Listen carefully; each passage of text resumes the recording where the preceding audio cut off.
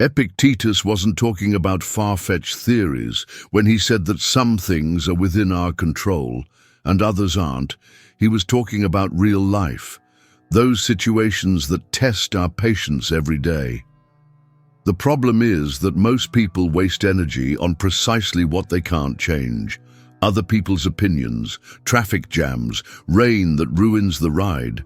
It's like trying to hold water in your hands. You try hard, but it always slips away. And then anxiety arises. Because we insist on controlling the uncontrollable, losing sight of what is truly in our hands. Now think with me. Can you control whether your boss will have a bad day and take it out on you? Of course not. But you can control your reaction to that situation, the serenity you choose to maintain, and how you interpret what happened. It's like playing cards. You don't choose which ones you're dealt, but you decide how you'll play each one. When you truly understand this, something magical happens. Your freedom stops being dependent on external circumstances and starts to blossom from within.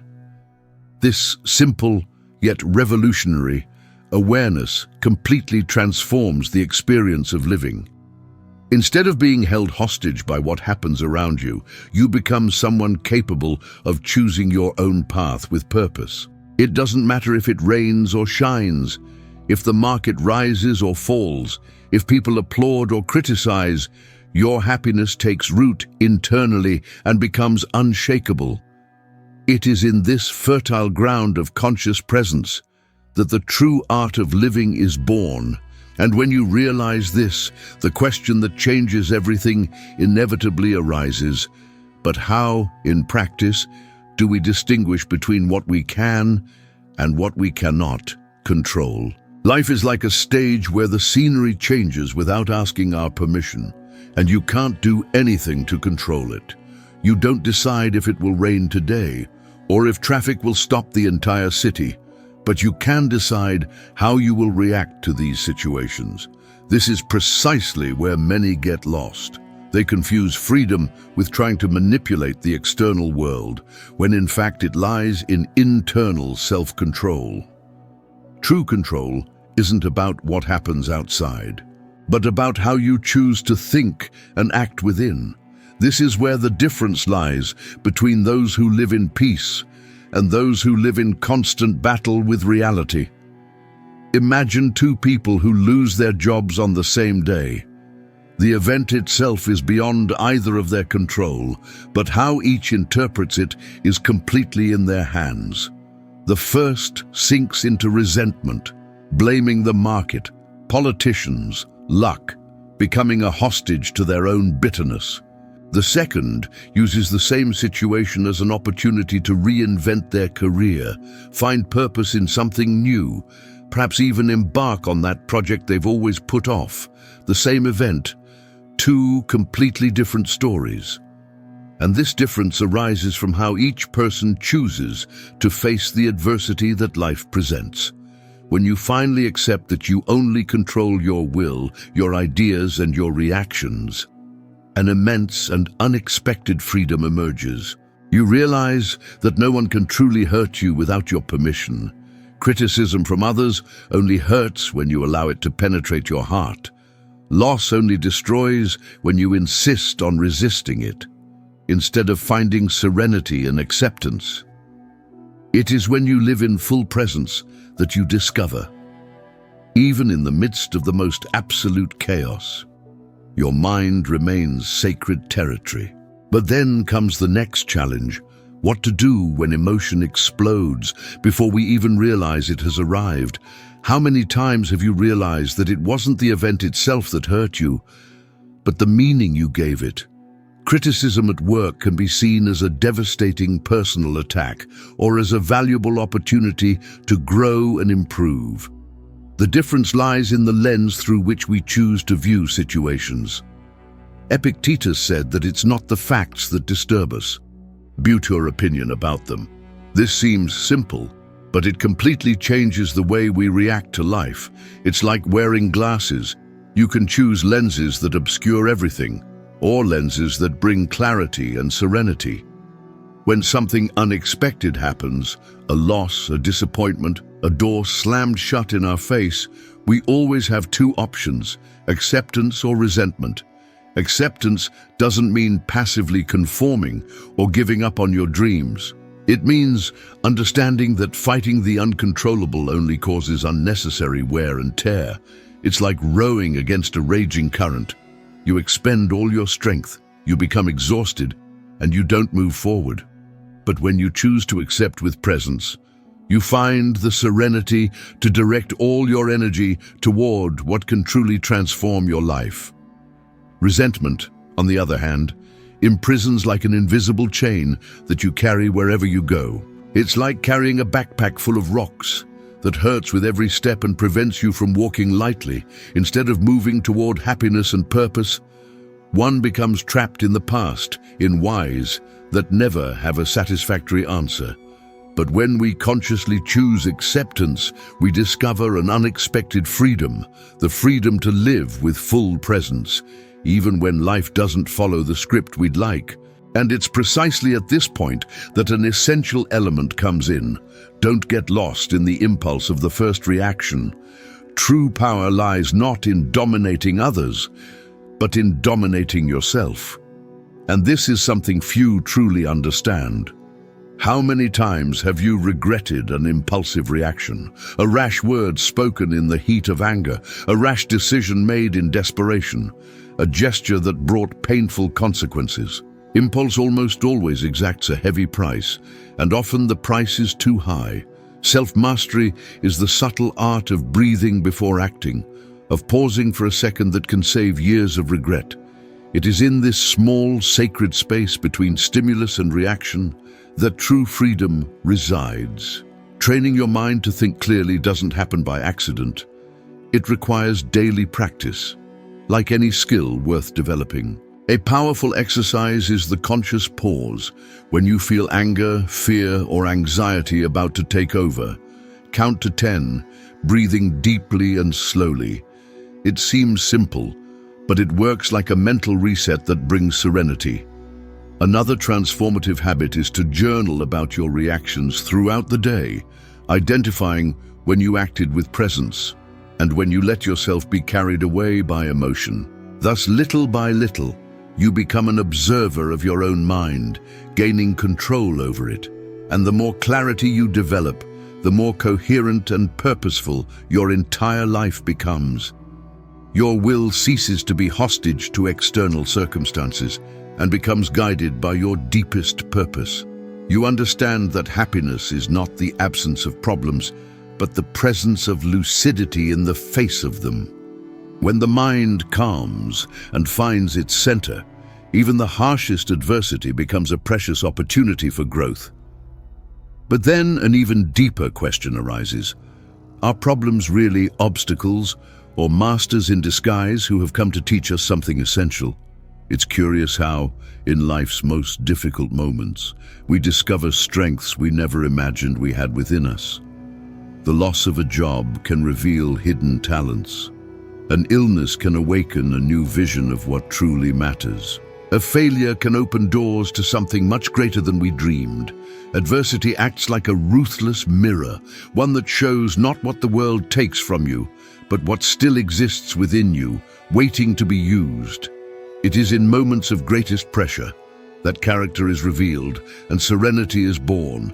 Imagine an athlete who suffers a serious injury, and at first, it seems like the end of their dream. But by reinventing themselves as a coach, they find an even deeper purpose: to inspire hundreds of others to push themselves beyond their own limits. This teaches us something fundamental. Pain is often the very tool that sculpts our most authentic character. The fire that destroys wood is the same that tempers steel and makes it indestructible. The difference lies in the conscious use we make of the experience, in the reaction we choose to have to what we cannot control. And when we look back honestly, we realize that it was precisely the most difficult moments that brought us genuine serenity and inner freedom. True happiness, then, does not arise from a life without problems. That would be an illusion. But from the mature way, we learn to face each challenge that arises. It is in this process of transformation that self-mastery naturally blossoms, because we understand that each adversity is, in fact, an invitation to grow. And it is at this point that a new reflection emerges: how to stay firm on this path without letting yourself be imprisoned by the constant opinions of others. How many times have you held back from taking action for fear of what others would think of your choices?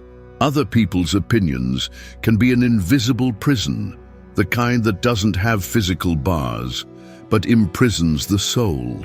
It's like living forever on a stage, always waiting for applause, always playing a role that isn't yours, but never truly being yourself.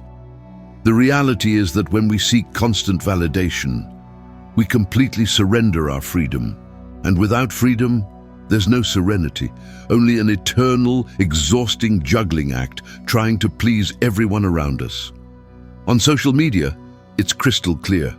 Someone posts a photo and spends the entire day obsessively checking how many likes it received. Their mood, self-esteem, even their sense of purpose depend on external recognition.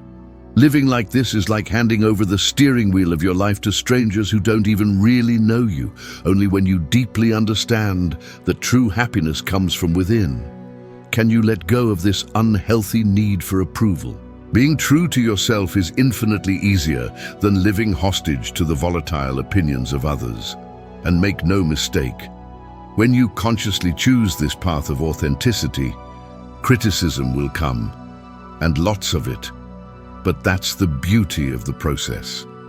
When you stand firm in your deepest values, you discover a freedom that no one can ever take away from you. Others' opinions change like the wind, unstable and unpredictable. But true purpose remains rock solid. And this inner steadfastness, this self-mastery over what truly matters in life, is precisely what sustains a fulfilling existence. Now, the central question is, what is this true freedom after all? Many people think that freedom is simply doing what you want, when you want, without limits or consequences. But this is nothing more than a dangerous illusion, one that leads to inner chaos. True freedom is not the absence of limits, but rather living in conscious harmony with them. Think of an experienced surfer. He doesn't control the sea. He doesn't choose the size of the waves, nor the direction of the winds. But he finds serenity precisely by learning to dance with these forces. True freedom arises when we accept that we don't control everything, but we choose wisely how to move within the natural order of life. Excessive desires act like invisible chains that bind us without us even realizing it. People believe they are free because they can buy, travel, and consume freely. But in reality, they are completely chained to what they cannot lose. They become slaves to possessions, status, relationships, everything beyond their control. Inner freedom arises when you train self-mastery to desire less and appreciate what you already have more.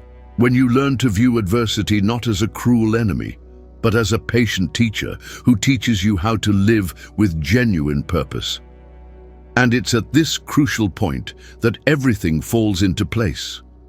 Living well isn't about having an infinite abundance of choices, but about having crystal clarity about which choices truly matter. Freedom is consciously choosing serenity over anxiety, inner control over impulsive reaction, full presence over constant escape. And when we live like this, with this awakened awareness, life ceases to be a heavy burden and becomes a refined art.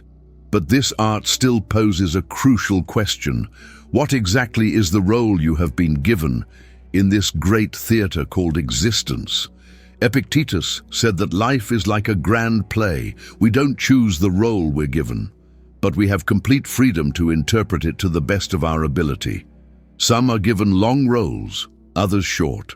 Some are protagonists in the spotlight, Others appear behind the scenes, but the real value lies not in the screen time, nor in the size of the role, but in the excellence of the performance you choose to deliver. When you understand this deeply, you begin to live with genuine purpose, and that's where true serenity is born, in the acceptance of what is, and in the total presence of what you can do. Think of someone born into humble circumstances, but who approaches their journey with absolute dignity and unwavering discipline. This role may seem minor to the superficial eyes of the world, but with self-mastery and serenity, this person deeply inspires everyone around them. At the same time, we constantly see people in positions of power who, without conscience or purpose, turn their role into a painful tragedy. What truly matters is not the position life hands you, but the authentic presence with which you choose to fulfill it daily. When you embrace your role with genuine inner freedom, you realize that even the harshest adversities are part of the larger story. External applause becomes a secondary detail. What truly matters is consistency with your deepest values. And that's where the art of living flourishes in its fullness, in unwavering fidelity to your purpose, even when others don't understand your choices. But then an inevitable question arises. How do you discover what your individual calling really is? Within this great piece of existence, each person carries within them a unique calling, a silent but persistent voice that insists on reminding them who they truly are beneath all the social masks. The problem is that, in the insane rush of everyday life, many completely drown out this inner voice and end up living roles that don't belong to them. Discovering your calling is a profound act of presence. It requires stopping the world, silencing the external noise, and honestly observing what truly resonates with your heart. It is in this delicate process of self-discovery that purpose is revealed, and with it, true happiness. Think of someone who has dreamed of painting since childhood, but spent decades of their life in grey offices because it was considered the safe path. Over time, frustration grows like weeds, and the feeling of existential emptiness appears without explanation.